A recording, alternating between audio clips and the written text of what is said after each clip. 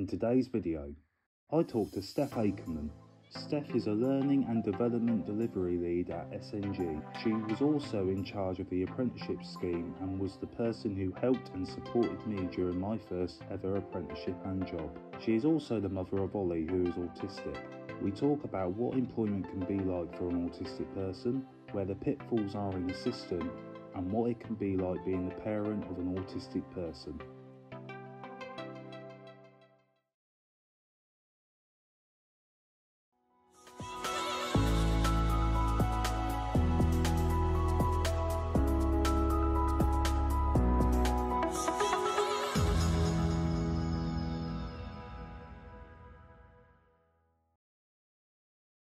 Hello and welcome to another episode of the MaxiAspie special series, The Autism Connections, and today we've got our first in-person interview and today's guest is Steph Akerman. Hello Max. Thank you, Steph. Sorry. It's been a long time. Oh my gosh, many years. Many years. So for people that don't know, Steph worked at the same housing association that I worked at. It was my first proper job really. The apprenticeship scheme is what helped me get into the world of IT. The question I always ask when I do the interviews, and you know, the first question always is, what's your connection to autism? So my son is autistic.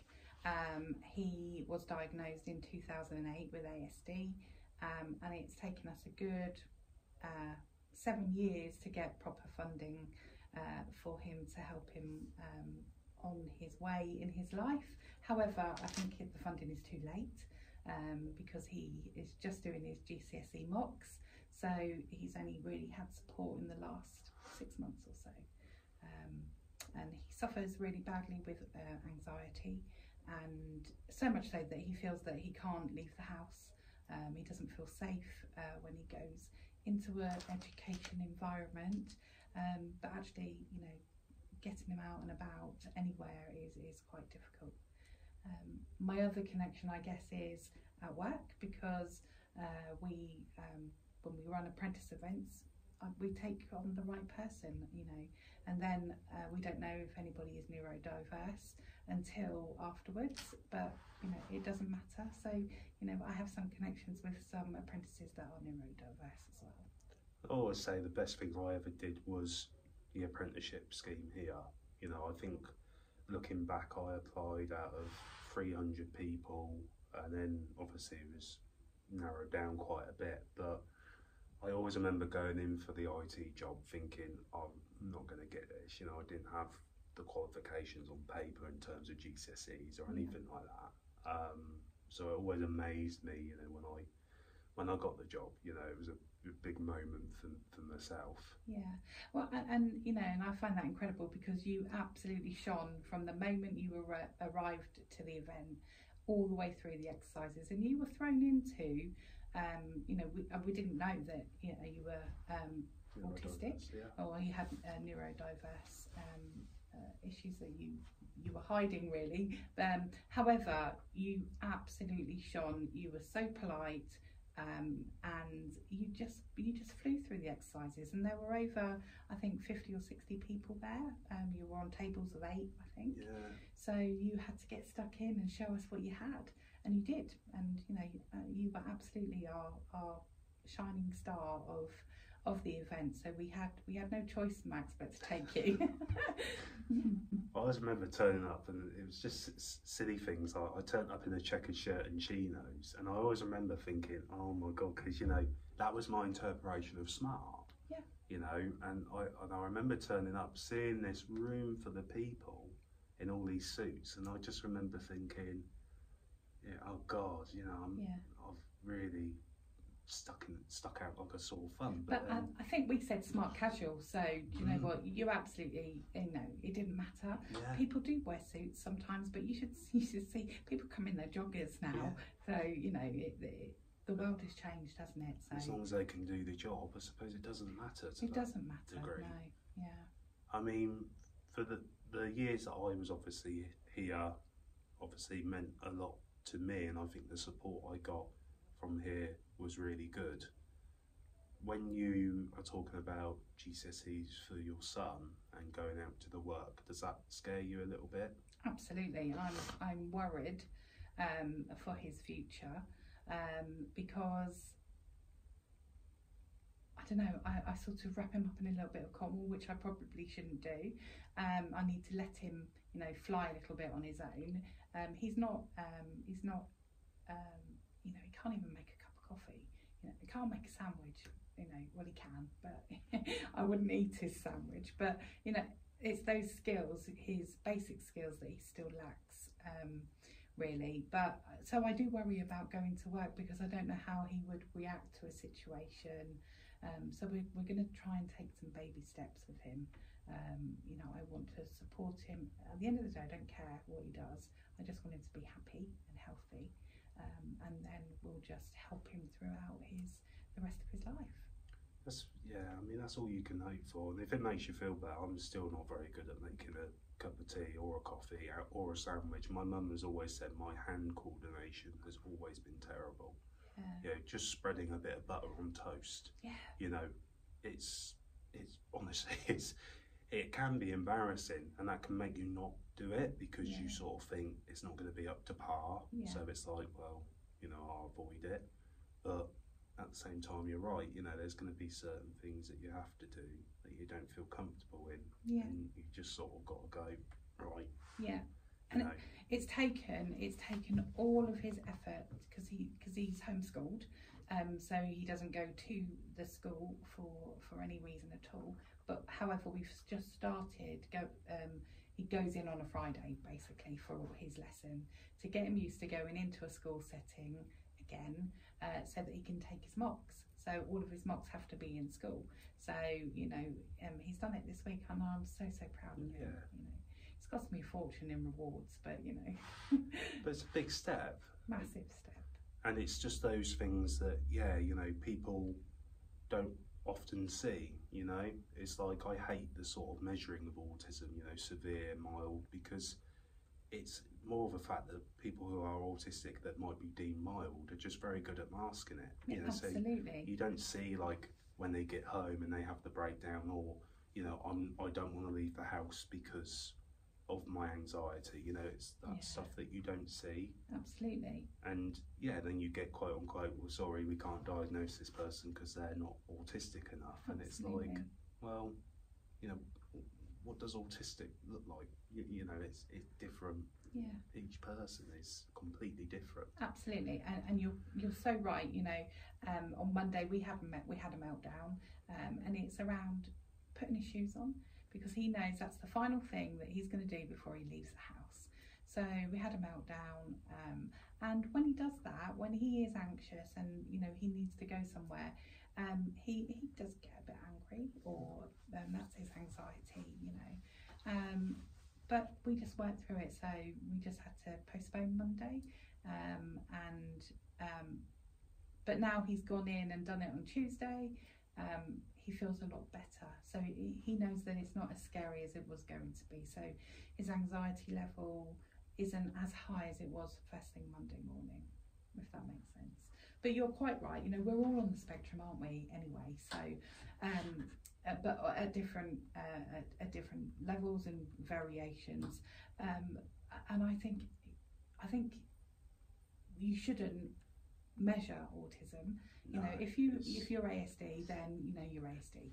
I always say to people, like, you'd never go up to a pregnant woman and, you know, just say to her, well, I'm a little bit pregnant as well. Yeah.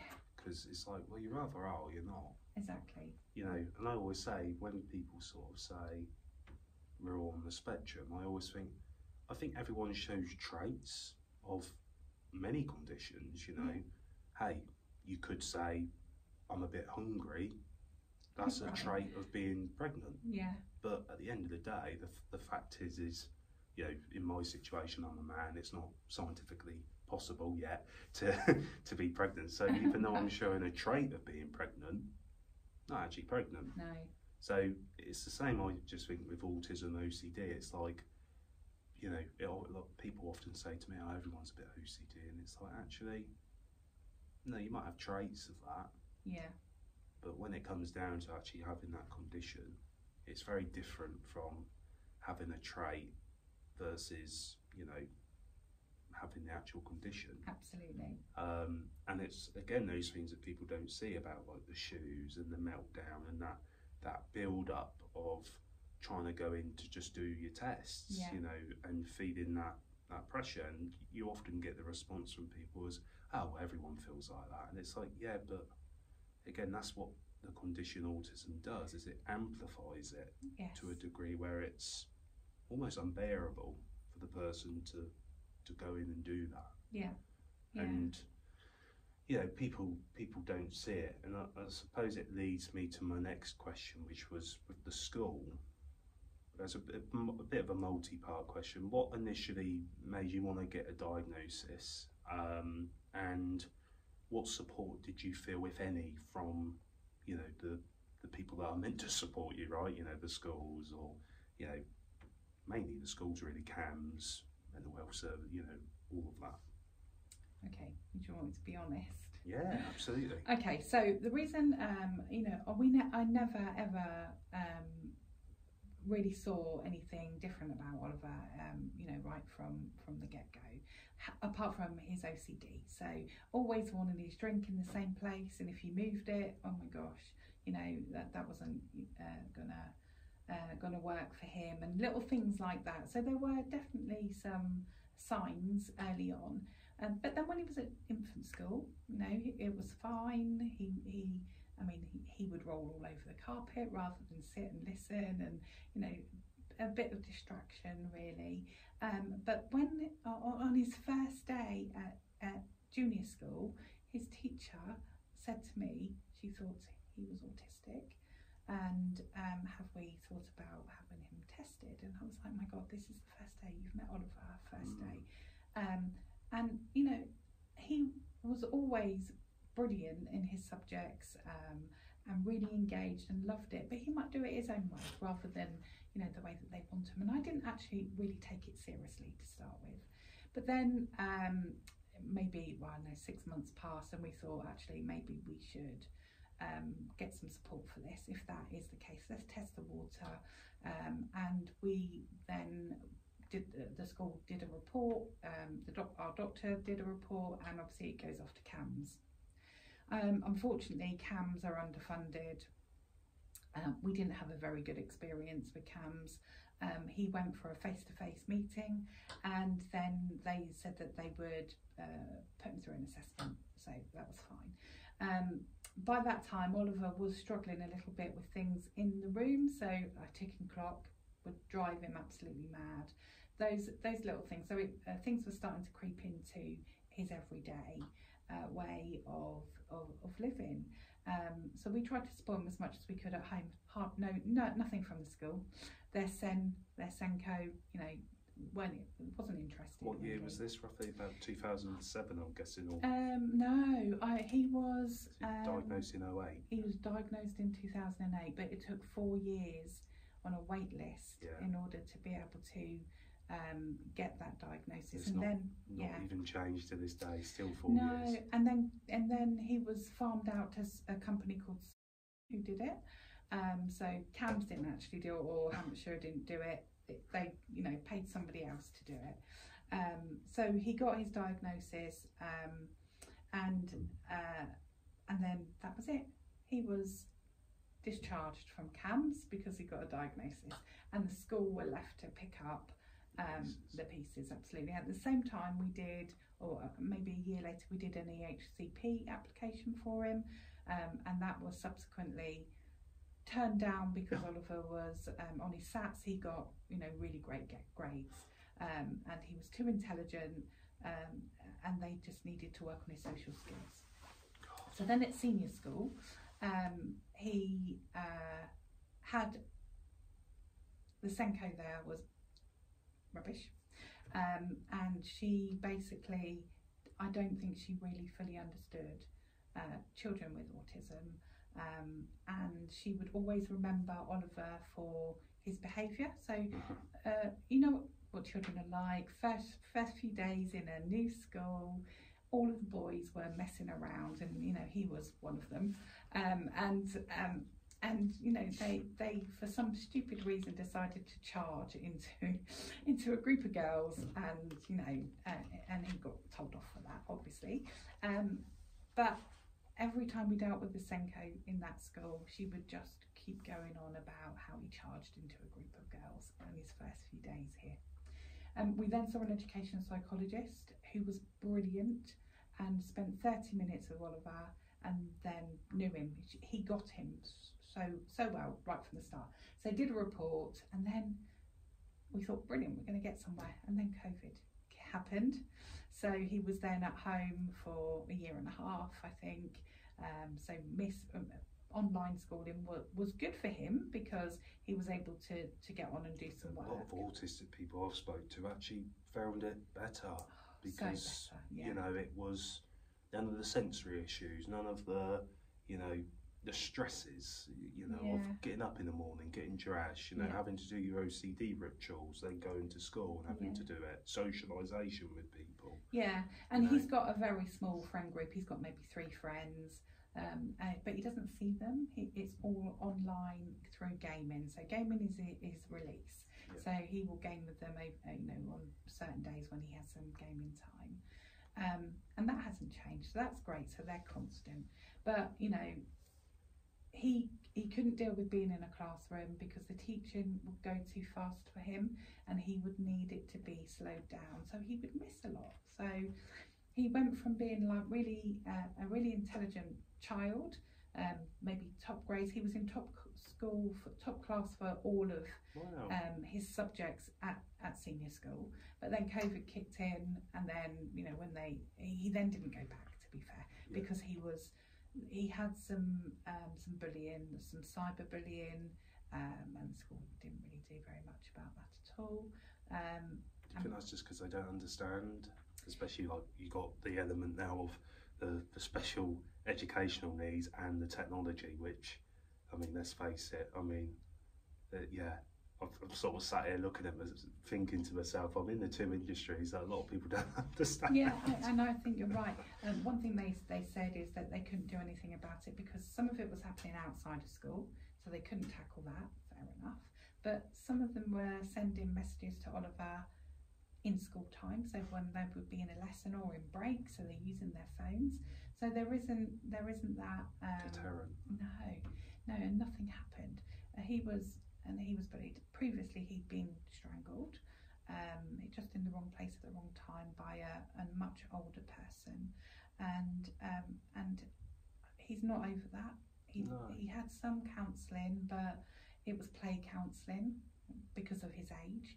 Yeah, he was 7, I think. So he was still playing at that time. So play therapy worked a little bit, but you know, I still now think, and actually his education psychologist that we've just seen thinks he's got a bit of PTSD, post-traumatic stress disorder, which because he's not over that. Yeah, you can imagine it's not a nice experience to say the least, is it? So I would say junior school weren't great at all. CAMS, unfortunately, haven't been brilliant. We self-referred again for a second time. They did a telephone conversation with us, and that was it.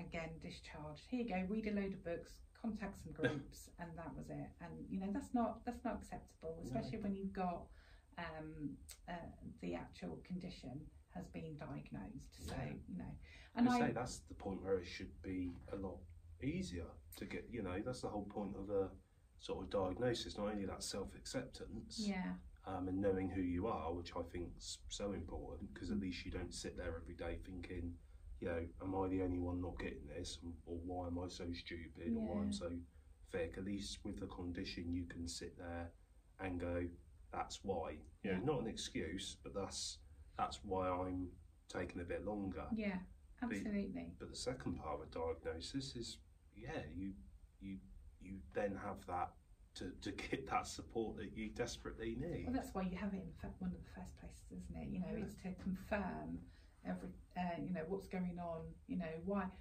do you do the things you do? Yeah. And then it is to how can we support you so that you can that you can perform in real life, you know.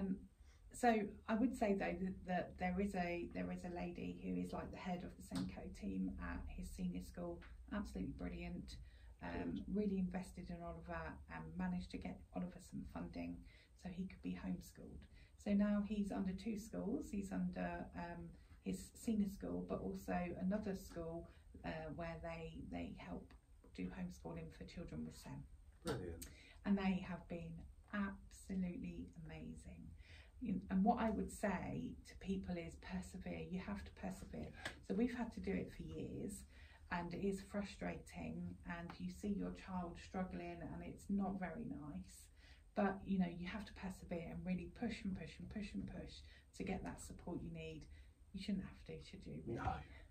No. I mean, my mum, bless her, you know, just applying for PIP, like we were talking about earlier, you know, I saw all her documentation for all those years, all handwritten, you know, no internet, and it's just piles, you know, and then, you know, the second time round she still got turned down, and again it's because well dressed and well nourished, and you're thinking, you know, and a bit like Oliver's case, like too intelligent. It's like, well, some of the smartest, brightest people that have existed were autistic and was intelligent. You know, it's why they look back now and think Einstein was probably autistic. You know, they are constantly looking back at Bill Gates, another one who, you know, so yeah, it's people's perception, right?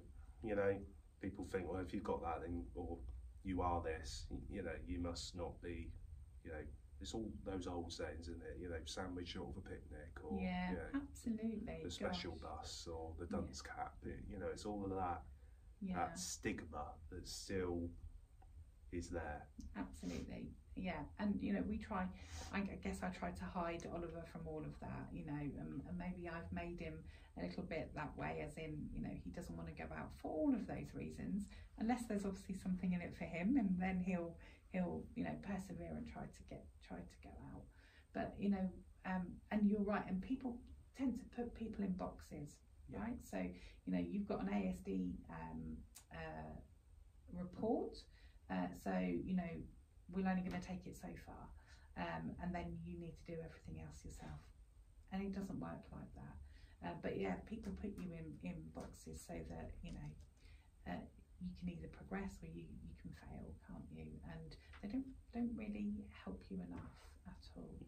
As you say, I think it is lack of funding, lack of awareness still. Lack of understanding.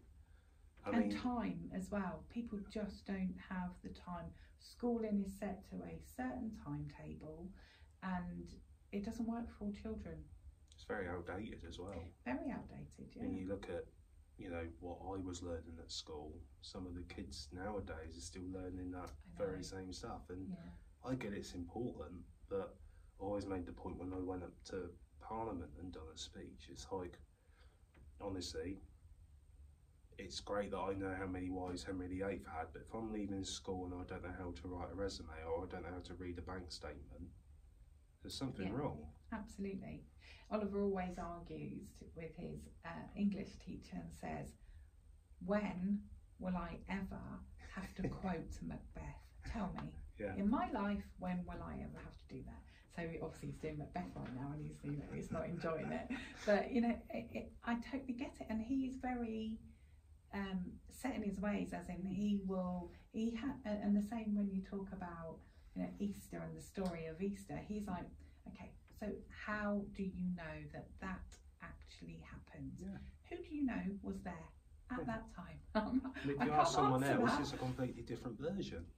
And it's like, so why are we learning something that we can't even factually back up? You know, I get science because, hey, it's factual. You know, you can, you know, if someone does a test on the human body, the tests are going to come back all the same. Results, Don't get me wrong, it doesn't negate the fact that maybe you should learn it, be more understanding of people's culture and religion, but I'd rather learn how to read a bank statement than, you know, where does Easter come from? Absolutely. You know, why do we celebrate Christmas?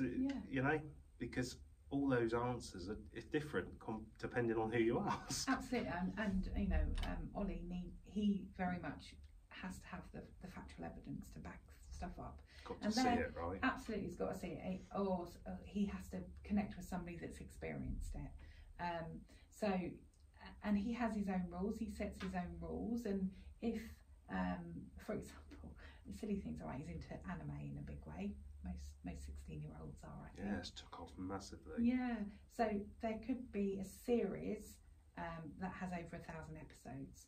He will have to stay up and watch all those episodes. Wow. Maybe in 1 or 2 goes, but he does not like to leave a series unfinished. Dabble into this, dabble into that. It's more all in. You know, and that's exactly the same with Star Wars. It's the same with Doctor Who. It's the same with Fortnite. All of that. He has to go quite deep into stuff before he's satisfied to move on. So, but he's a great scientist as well, because he has to have that factual evidence. Yeah. I mean, what do you see for the future for Oliver? You know. Well, you know, I'm worried about the future. However, You've got a good mum, though. Yeah, well, hopefully. He doesn't think so sometimes. Well, if you asked my mum that question, she would have. There's probably a few occasions where I hated my mum or thought I hated my mum. Yeah, because I'm, you know, sometimes I don't understand Ollie. I've tried. My husband absolutely gets him, and sometimes I don't, and I just need to wind myself back in to say, right, remember this, remember that. My mum's always said throughout my life, normally your children grow up with you, but she had to grow up with me. Yeah. And I always have found that fascinating, you know, because so many times I went home at 6 o'clock and I had to have Yu-Gi-Oh on. Yeah. You know, and if that weren't on, I mean, what kid goes home and goes, I'm going to have Yu-Gi-Oh on the main television, and mum and dad's got to sit there and watch it? Oh my gosh, yeah. So I won't let him game in his room. Okay, maybe I should now, but then I have to sit and watch him play. Yeah. Rather than watch telly. But I don't mind that, because you know he's happy. That's his downtime. But yeah, maybe I shouldn't have let him do it in his bedroom. But I guess it's because I know he'll be up all night playing it. You've got to sort of be the one to sort of go, right, now this is your time frame, and he's quite cool with that now. Yeah. You know, he's like, right, I know I've got between 5:30 and 10 o'clock that I can play, and then that's it, done. And he has that for 2 days. He has that on a Friday and a Saturday. Yeah. So he knows that. But yeah, although that's correct, because now my husband and Oliver play 2-player games, and they're like, oh my god, right, so I'll just go upstairs and watch the telly. It's all day sometimes, so it's really quite funny. But yeah, so the future, going back to your question, you know, we're going to try college. He wants to be a games tester, obviously, so there are some, and he's great at that. He'll be really good. When he plays, he's always saying, oh, that's not that great, or I really think we should be able to do this, or I've got some ideas on how we can improve this game. Yeah. So I think his problem solving and his design skills, attention to detail, I can imagine. He doesn't know that in himself. He could not say, I'm a great problem solver, because he doesn't recognise it. However, we do. So, you know, we're going to try college. We've applied for a course for him, and we'll see how it goes. If not, we'll just rethink. You know, no, there's no pressure. I'm not sure how it's going to be him going into college, but college is supposed to be more different, isn't it? I mean, you can do online colleges now. You know, there's so many sort of schemes. You know, there's sort of days of brick and mortar. You know, colleges and schools are sort of. I think again since COVID, because it was sort of proved, well, we can do it. Yeah. You know. Yeah. It's just sad that it took a global pandemic. You know, because there's so many autistic people that were like, can I work from home 2 days a week, you know, as a reasonable adjustment? And it was like, no, you have to come in. Yeah. You know, it just comes to show if a problem affects so many people, you know, as the pandemic did, people will be very flexible. Yeah. But if it only affects a minority of people, it's like, nah, Well, we're only mandated to come in the office twice a week, so we still have that flexibility at work, which is great. But no, you're right. And although I would say though, Max, there aren't that many places that do online schooling from 16 to 19-year-olds. So the next, and then that is difficult. So he's going to have to try and go in to college, and we'll see how successful that is. But we've got a brand new education psychologist report. We're waiting for an outcome on his new EHCP, because obviously he missed nearly 2 years of school, so he's not as bright as he was, because he didn't do anything at all, if I'm honest with you. And you can only push and you can take a horse to water, but again you can't make him drink. You can't, absolutely. And I'm sick of fighting with him, and I don't want to, and I don't think that's healthy. And you just have to accept it and support where you can. And I think even I always remember taking the job here, and I always remember my mum going, right, you have to get the bus, and I just went, I'm not getting the bus. You have to take me to work. And my mum just went, no, I work. I can't. I was like, well, I'm not doing the job then. She's like, fine. Don't do the job. Yeah. And of course, I didn't want that. The anxiety of getting the bus was, and I'll never forget. I just got a extra roll on glue, and it was getting filmed in Lambourne. And I said to my mum, "Would you take me to Lambourne?" And she said, "No. If you want to do that, you want to do the things that you want to do in life. You have to get the bus. You have to do these things. And maybe my mum could have been a bit more baby steps, right? Get on the bus with me for the first time. Maybe write half the journey the next time. But my mum knew how I was, which was again all in or nothing. Nothing, yeah. So she said, no, if you want to do it, you get the bus. And I remember that day I got ready, I was just about to go down the stairs. I said, right, Mum, go in, sort of like a kid leaving home, with the sort of stick and the bag. And I said, right, I'm going. And my mum sort of went, I'll take you if you want. And I just said, no, Mum, you're right. I've got to do it. And also, it was the worst trip of my life. I spilled Coke down my trousers. They said to me to get off a monument, get off at a monument, and I think I passed 4 on the way there. Oh, no. So I didn't know, but I learned from it. Yeah. And you think, wow, if I could do that, it gives you that bit of confidence to sort of go, I can do that again. Yeah, absolutely. And I would absolutely agree with you, because now I think Oliver going in for his mocks has given him that confidence, that he knows that when he does his exams, he's got to go in. My God, there's 13 exams he's got to sit. There's so much pressure as well. Yeah. I mean, again, I wish I had the opportunity to do my GCSEs, but at the same time, the pressure and the stress that come with it. Yeah. And the sad reality is there's so many people that will, I mean, you've heard the horror stories of people harming themselves because they don't get the grades that they wanted. But the sad reality is I think ever since I left school, apart from my apprenticeship and apart from college, I've never been asked for my qualifications when I go to a job interview. That's mad, isn't it? Same for me. Yeah. Never been asked. No. It's not like, oh, that MVQ that you got on IT systems and principles that, took me a year to do it here. Every IT job's not been like, oh, we saw that you've listed that. Can you provide evidence? Yeah. Never. No. And it just, I get for the higher jobs, like doctors and lawyers, maybe that's a bit more for that. But there's so many talented autistic people, just neurotypical people out there that if they don't get the grade they think their life is over. Yeah. And it's like, actually, I've never been asked. No. And I've got the evidence if I need it, which is great. And I'm not saying, don't do the work, because hey, you'll still learn heaps of it. Yeah. But I suppose what I'm saying is I don't want anyone to beat themselves up if they don't do as well as what they thought, because it's just really not the end of the world. I mean, look at me with the maths. I mean, you were there on that journey. I mean, 7 times. I know, bless you. But got there. I know. I know.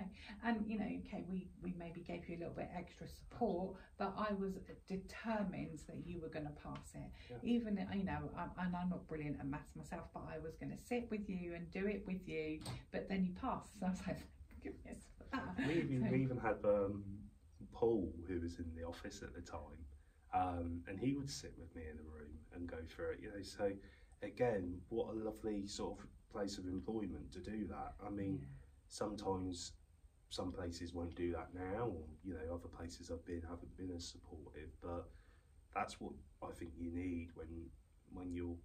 And I think that's what's great about the apprenticeship scheme, but you've got to find that right employer, you know. I'd agree, you know, and I probably have got about 40 odd apprentices on my books at the moment that I'm looking after. Yeah. We have about another 10 that somebody else is looking after.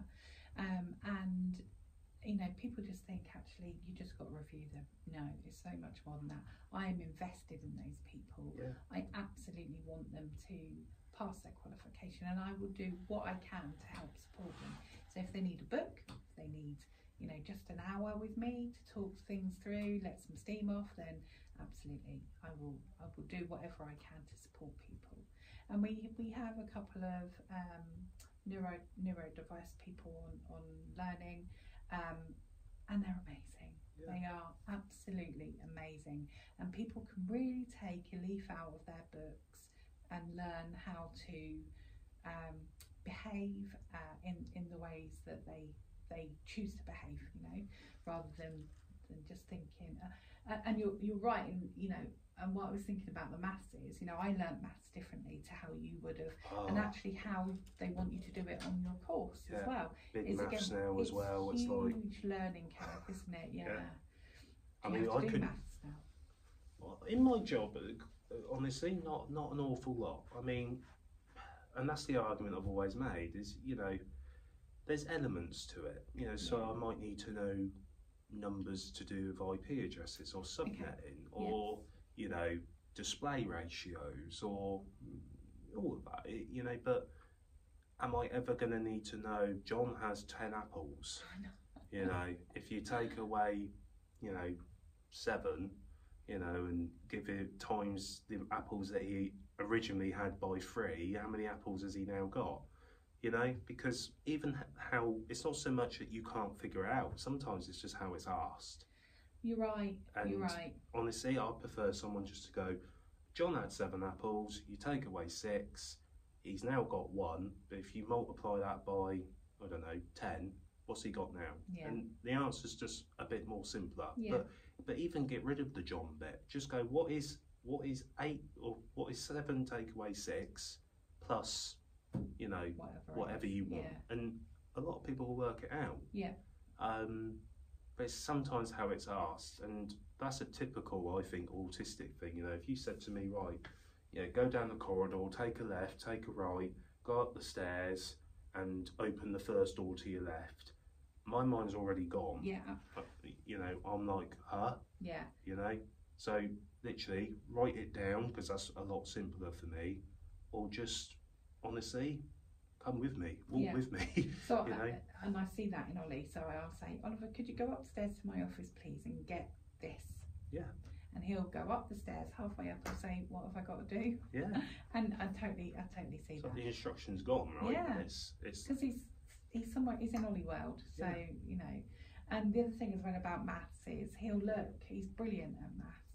So he'll look at whatever the thing is on the paper, and he'll say, "Well, that's the answer." And then when they ask him to show his workings out, he'll be like, "Why do I need to? I've given you the answer. It's the right answer. So why do I have to tell you how I got there?" And it's a bit like someone saying to me, "Who won the first, you know, X Factor series?" And I can instinctively go Steve Brookstein.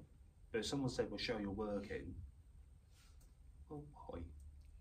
Like, I'm not going to go through every round and show you who he eliminated and how many votes he got. And it's like, well, I know the answer. Yeah. You know, so, you know, I mean, can you imagine if every job was done by that? Like, if you we'd never get anything done. Exactly. Can you imagine like a policeman going, "Oh, can you show your working out of how I get to your house?" Be like, by the time you get there, the crime's committed. Yeah, I know. And I absolutely love his abilities. You know, where he'll just go, "Oh, well, that's the answer," or "I think we should design it like this," and I'm like, brilliant. You know, and I'm in awe of him for that. It's thinking outside the box as well. Yeah. Which I honestly, the best qualities I've brought to where I work is my admin. and I would say the fresh eyes of always sort of going, we could do that better, you know, and sometimes people will go, how? And I will have that answer by thinking a bit differently. Yeah. I can see so much of Oliver in you as well, you know, and I always have done, Max, you know, right from when we first met. So I know. Yeah. Gone quick, gone really quick. It's gone quick. But I just wanted to say thank you for coming on. I suppose my very last question to you would be, if there's anything someone could take away from the video who's never heard of autism or neurodiversity, you know, for you, what would be, I know it's a bit hard to take one message away, but what would be the main message for you? I think research, you know, read, there's so much information about autism and neurodiversity, and so much online learning that you can do as well. I think that has really helped me, especially after Ollie was diagnosed. You know, I needed to understand it a little bit more, and I think so that would be one thing. So research, reading, do some training, and then the other thing would be to is put yourself in some situations where you are with people that are autistic or neurodiverse, so that you can learn how their wonderful brain works, so that you can really respect them for what they have. And I would say, sorry if I've given you two answers there, but you know, absolutely, and go and watch Max. Well, yeah, someone's got to get the views in. Yeah, absolutely. But thank you ever so much, Steph. Welcome, anytime.